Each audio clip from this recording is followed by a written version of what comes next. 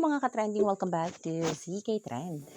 This year, 2025 ay grabe talaga ang blessings na dumating sa Don Bell. Sobrang nakaka-proud nga ang dalawang ito na kahit hindi sila magkasama sa trabaho, alam nating nasa likod lang nila ang isa't isa to support each other at alam naman nilang nag-grow sila individually. Yes, mga ka-trending, grabe na talaga ang blessings ng ating Don Bell.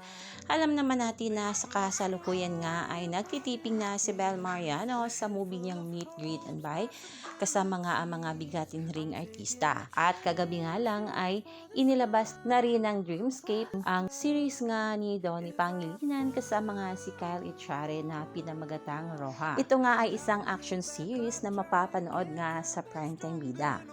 Ayon nga dito sa post, Kyle Echare and Donnie Pangilinan will headline ABS-CBN Studios and Dreamscape Entertainment's upcoming action drama series, Roja.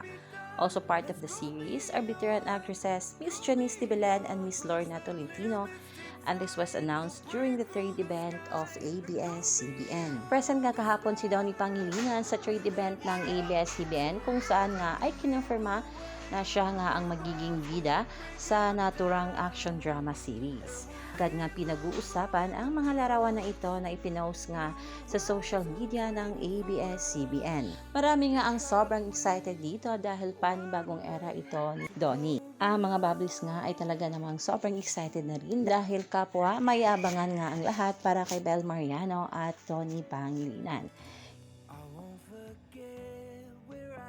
Kaya naman, congratulations na agad, Don Bell. Yan lang muna ang pa-update natin ngayon mga kababli. Stay tuned for more Don Bell updates. Hanggang dito na lang. Maraming salamat sa inyong patuloy na panonood.